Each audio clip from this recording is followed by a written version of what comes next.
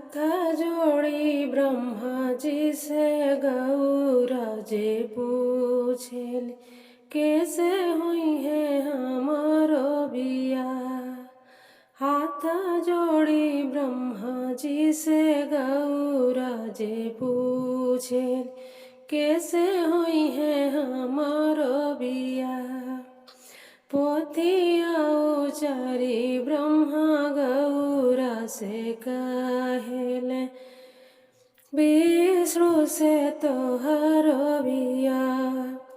पोथिया उचारी ब्रह्मा गौरा से बोले विष्णु से तोहरो बिया। अरे फारी दिहली पोथिया गौरा तोड़ली जनेउआ शिवाजी से हमारो बिया। अरे फारी दिहली पोथिया गौरा तोड़ली जनेउआ शिवाजी से हमारो बिया। अरे नया पोथी लाई ब्रह्मा पोथिया विचार शिवाजी से तोहरो बिया।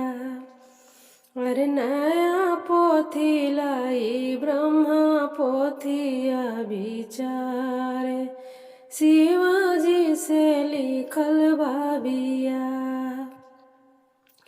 अरे पोथी तोहरो सियब ब्रह्मा जी जोड़ब जनेउआ शिवाजी से करौली हमरो ब्याह। अरे पोथी तोहरो सियब ब्रह्मा जी जोड़ब जनेउआ शिवा से करौली हमरो ब्याह।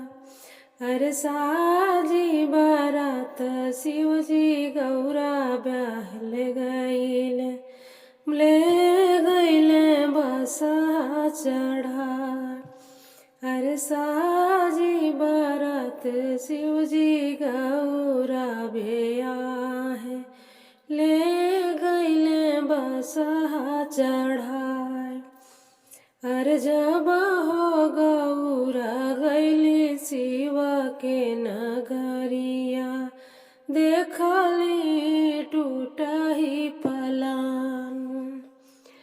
अरे घर में अरे जब हो गौरा गईली शिव की नगरिया देखली टूटा ही पलान।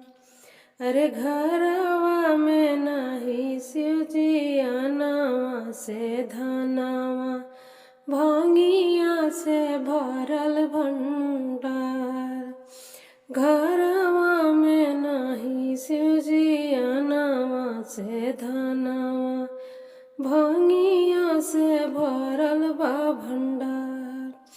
अरे साप गोजर हमें शिवजी तोरो परिवारवा देखी गौरा गईली डेराय।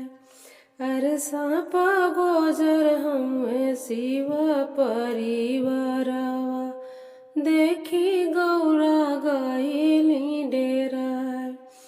अरे एतना जतन कैली हमहु करमवा पवाली सजनवा बौरा।